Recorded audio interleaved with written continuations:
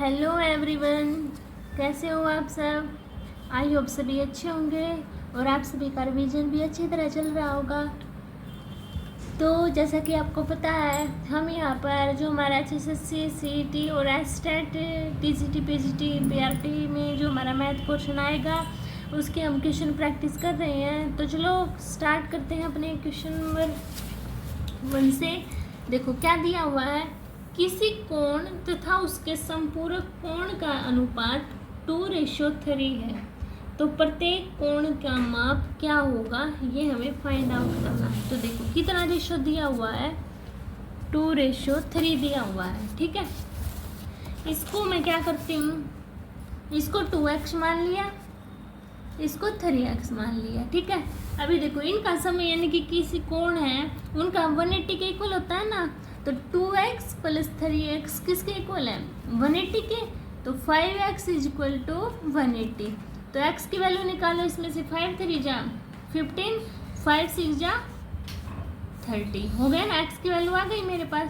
तो प्रत्येक कोण का माप बताना है ना, तो 36 2 जा 72, 36 3 जा 108। तो कौन सा ऑप्शन हो गया हमारा, ये ऑप्शन राइट हो गया।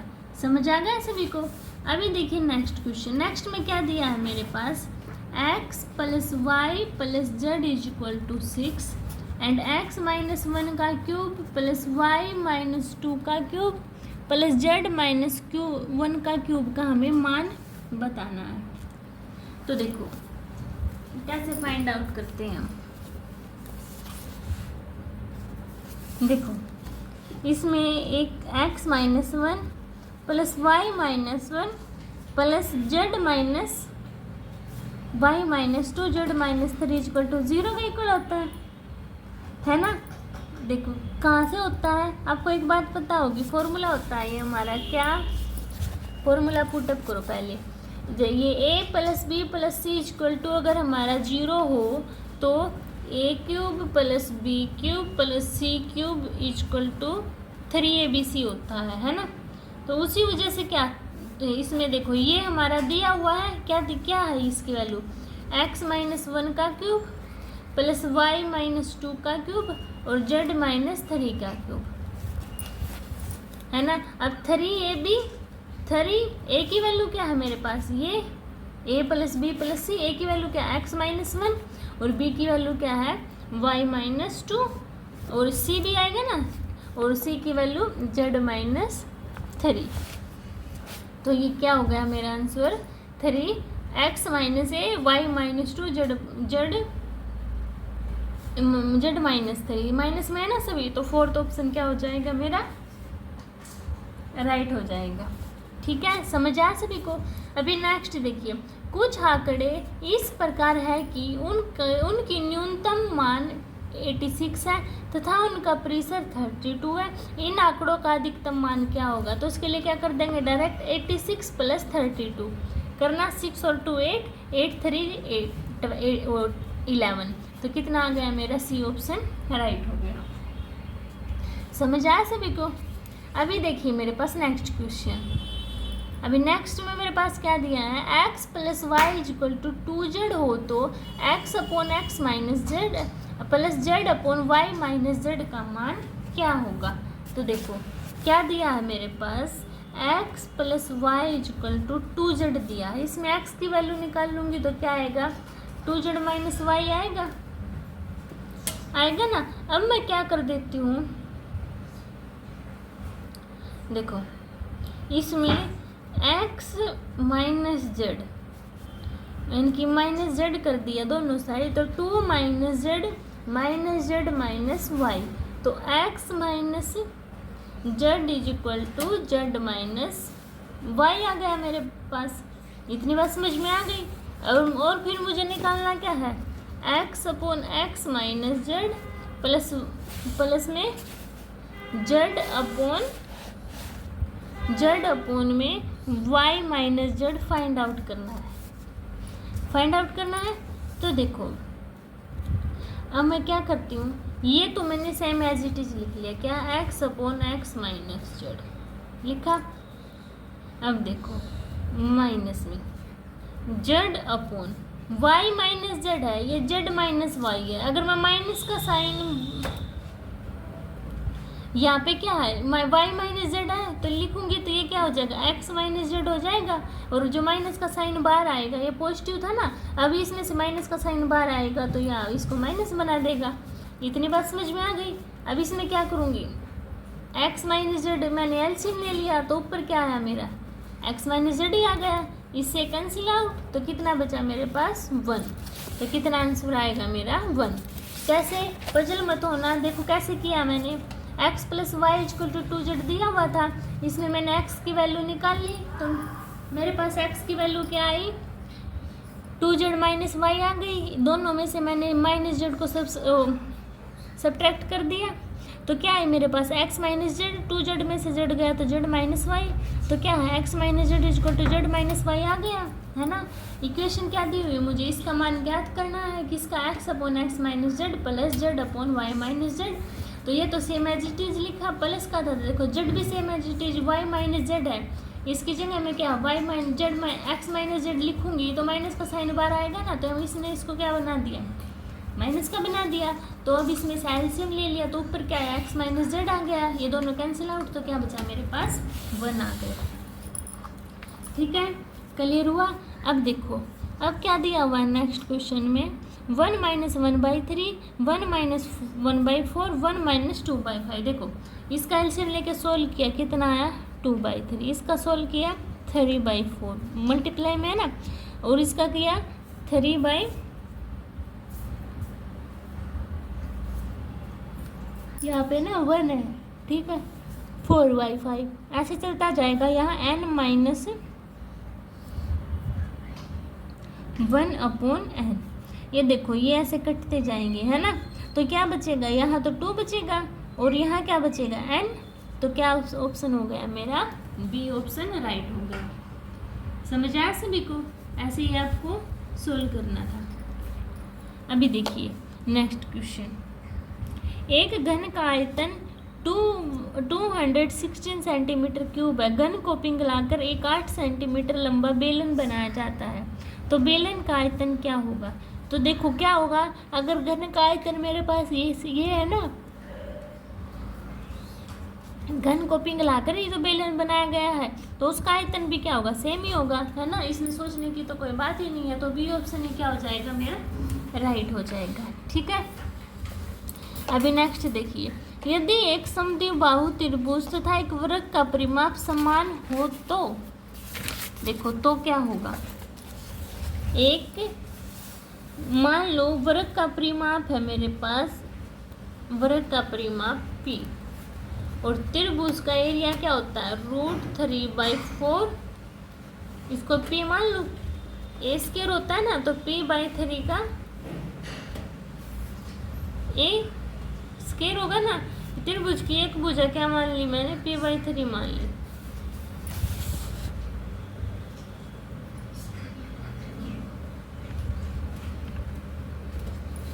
ठीक है, अब इसको सॉल्व करें।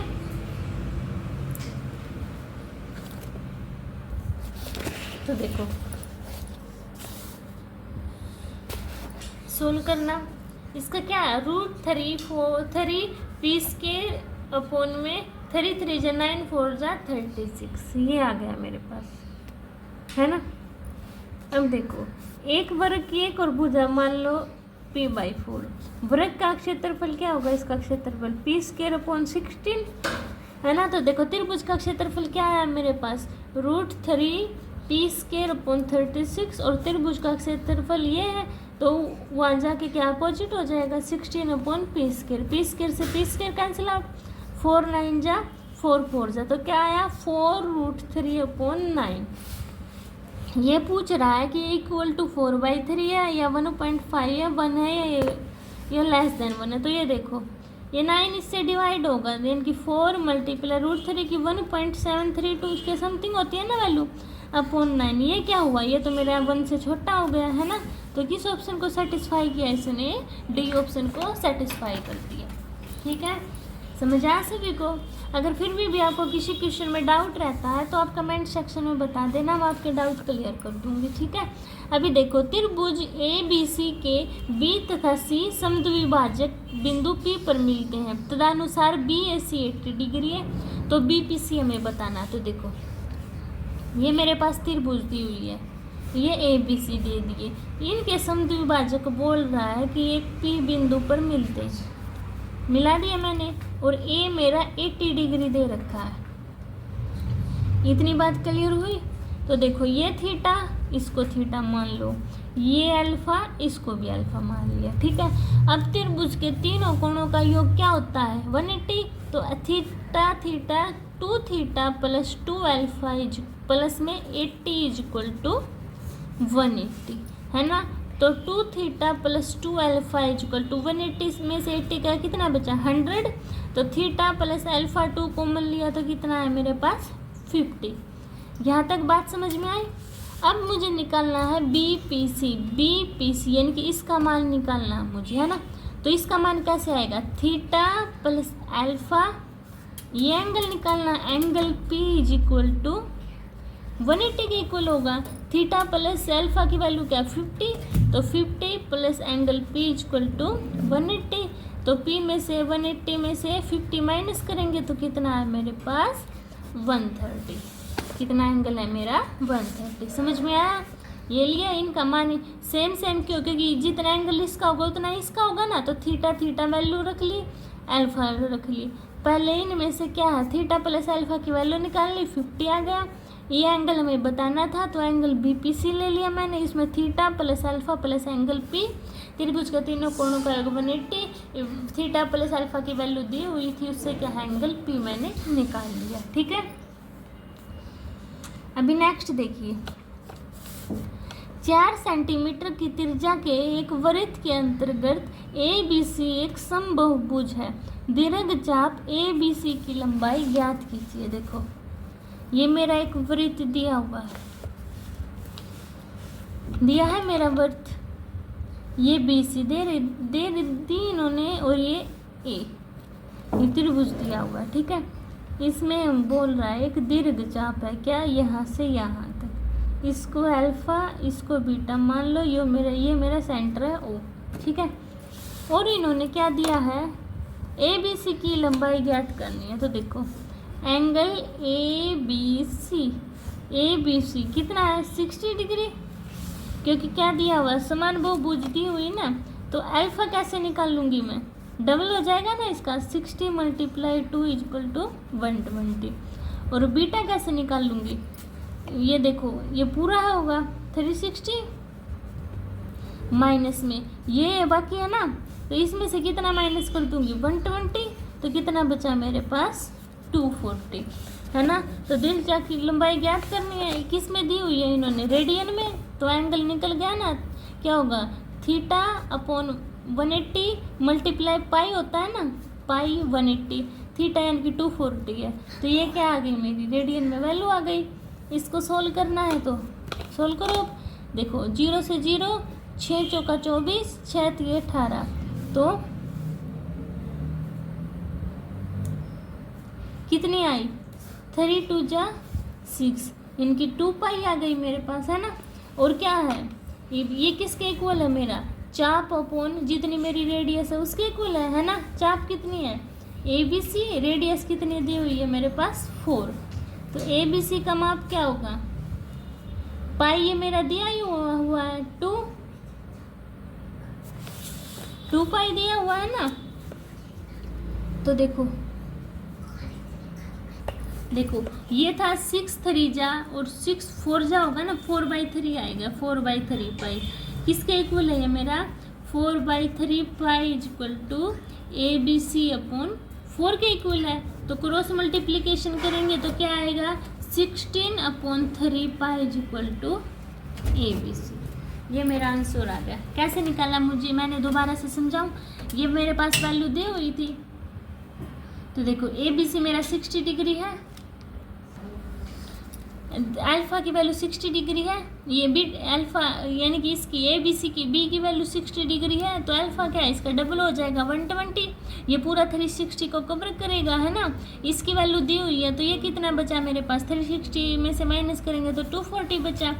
फॉर्मूला क्या होता है, थीटा पाई अपॉन 180 होता है ना रेडियन में, तो इसमें क्या है बस एंगल मैंने पुट कर दिया, इक्वल किसके है, ए बी सी अपॉन में जितनी मेरे पास त्रिज्या दी हुई है, ठीक है, उसको मैंने ये इक्वल रखा उसके, और जो कट रहा है उसको काट देना, ठीक है। अभी देखिए नेक्स्ट, दो संख्याओं का एलसीएम तथा एमसीएम क्रमशः ये दे रखा है और एक संख्या दे रखी है, बताइए कि दूसरी संख्या पहली संख्या से कितनी कम और अधिक है। तो देखो क्या फॉर्मूला होता है मेरा, LCM multiply HCF equal to पहली संख्या मल्टीप्लाई दूसरी संख्या। एलसीएम क्या है 14125 और एचसीएफ 25, एक संख्या 375 मल्टीप्लाई बी, इसको इसके नीचे लेके जाओ तो 4125 मल्टीप्लाई 25 अपॉन 375, ठीक है। अब जो कट रहा है उसको काट दो,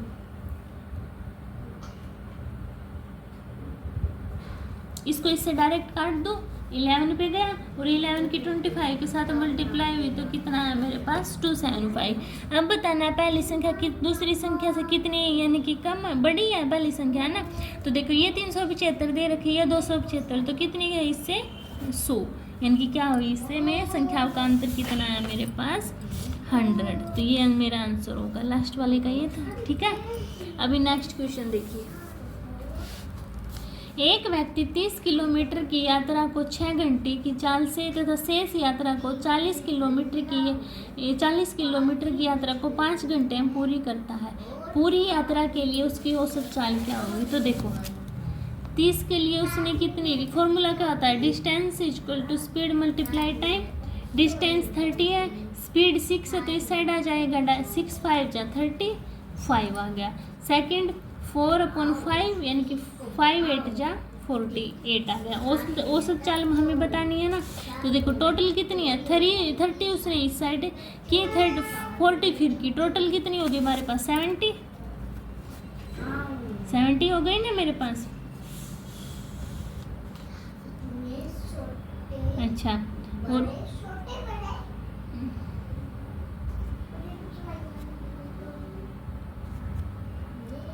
और क्या है 5 और 8 कितना हुआ मेरे पास 13, तो इसको इससे डिवाइड कर देना, ठीक है, मेरा आंसर आ जाएगा।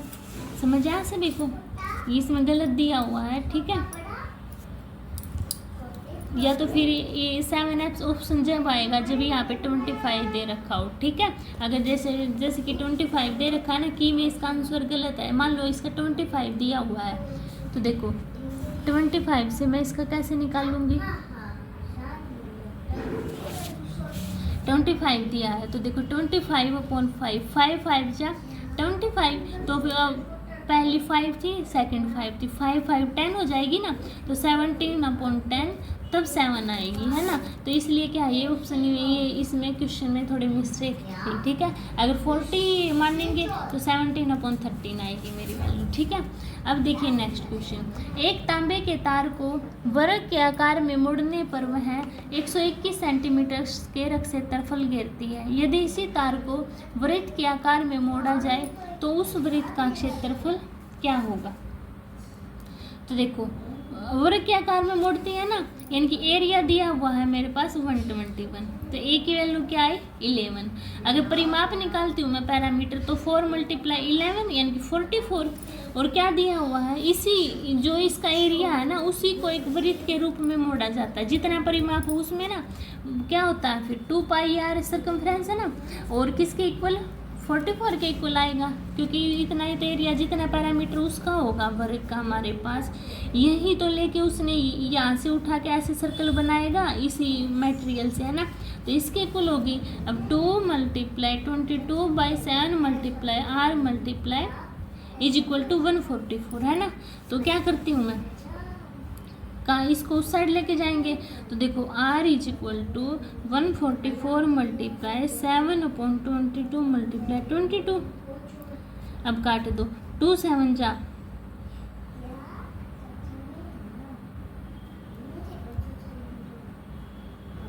और 2 2 जा 144 नहीं 4 है, ठीक है 4 है तो क्या है 2 2 जा 4, 2 2 जा 4, 22 से 22 कैंसिल आउट, आर की वैल्यू क्या आई मेरे पास 7 तक समझ में आ गया। अब क्या निकालना है मुझे, वृत्त का क्षेत्रफल निकालना। आर की वैल्यू क्या आई मेरे पास 7 आ गई, तो इसमें पुट कर दूँ, क्या होता है वृत्त का क्षेत्रफल पाई आर स्क्वायर, तो 22/7 और आर स्क्वायर 7 × 7, इससे कैंसिल आउट 22 7 जा 154, ठीक है, ये मेरा आंसर आ गया। अभी नेक्स्ट देखिए क्वेश्चन क्या दिया हुआ है, प्राप्तांक 5 8 4 6 9 तथा 4 का औसत विचलन होगा। तो देखो क्या होगा, इसमें टेबल से समझाऊंगा आपको, यानी कि जो प्राप्तांक होते हैं उसको तो बोलते हैं x। क्या कह दिए हैं 5 8 4 6 9 4, इनको ऐड करेंगे, इनका ऐड होगा 36, ठीक है। और समीशन ऑफ x कैसे निकालते हैं, x माइनस एक्स के ऊपर बार, तो इनमें से बीच की वैल्यू उठाएंगे, तो 6 में से 5 गया 1, 6 में से 8, इनके 8 में से 6 गया 2, फिर क्या बचा 4, 6 में से 4 गया 2, 0 3 2, ठीक है। इनको ऐड करेंगे तो 10, तो x के ऊपर बार कैसे निकलता है 36 अपॉन टोटल टर्म कितनी है, टोटल टर्म कितनी मेरे पास 6, तो इसको डिवाइड करना 6 6 जा 36, तो ये वैल्यू 6 आ गई मेरे पास। इतनी बात समझ में आई। अब औसत विचलन निकालना है ना मुझे, तो औसत विचलन कैसे निकालती हूँ मैं 10 यानी कि जो समीशन ऑफ x अपॉन में जितना मेरा x के ऊपर बार कितना है 6, तो इसको इससे डिवाइड कर दो तो 1.67 आता है, ठीक है। ये आपका CET में क्वेश्चन में नहीं आएगा, ये आपका जब SSC TGT मैथ या फिर PGT में क्वेश्चन देखने को मिलते हैं इस टाइप के, ठीक है। अभी नेक्स्ट देखिए, एक ही गति की रेलगाड़ी A एक शिथिल रेलगाड़ी B को 35 सेकंड और एक खंभे को 14 सेकंड में पार करती है, तो रेलगाड़ी A की लंबाई 280 मीटर है, तो रेलगाड़ी B की लंबाई क्या होगी। तो देखो रेलगाड़ी A की गति कितनी है 280 और कितनी सेकंड में पार कर रही है 14 में, तो देखो 280 डिवाइड कर देंगे 14 से, कितना है मेरे पास 20 सेंटीमीटर A की मीटर पर सेकंड, ठीक है 20 मीटर पर सेकंड। B की क्या है 20 × 35 क्या है मेरे पास सेकंड ना, और माइनस क्या करेंगे उसकी A की लंबाई, तो इसको इससे मल्टीप्लाई कर दो, कितना है 35 2 70, तो 700 माइनस 280 माइनस किया तो कितना है मेरे पास 420, ठीक है। ऐसे आपको सोल्व करना है। इक्वेशन दी है 3x + 5y = 44 है और 10x - 2y = 16 है, तो x की वैल्यू ज्ञात करनी है। क्या दी हुई है 3x + 5y = 44, 10x - 2y = 16। इसको देखो, इस सेट को 2 से डिवाइड कर दूँ, इसको 5 से कर दूँ, इनको सेम बना लो, तो क्या है 6x + 10y = 88, 50x + 10y = 80। अब कर दो इसको, देखो तो इससे 53 to 6 एंड प्लस कर दिया मैंने, ठीक है। तो देखो ये कैंसिल आउट प्लस माइनस है, तो इसको ऐड करूँगी तो 56x = 168, तो x = 168 अपॉन 56 कैंसिल आउट, तो क्या बचा 3, तो 3 की वैल्यू इक्वेशन 1 में पुट करना, x की वैल्यू 3 × 3 + 5y = 44, 3 3 जा 9, तो 9 + 5y = 44, तो 5y = 44 में से 9 का कितना बचा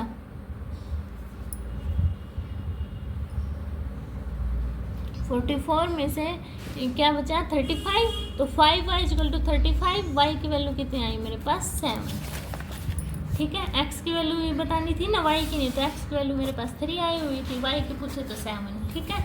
ये हमें सोल्व करना था। तो ये हमारे 120 तक क्वेश्चन थे। अगर आपको किसी क्वेश्चन में डाउट होता है तो कमेंट सेक्शन में बता देना, मैं आपके डाउट क्लियर कर दूँगी। मिलते हैं नेक्स्ट वीडियो में, तब तक के लिए बाय बाय।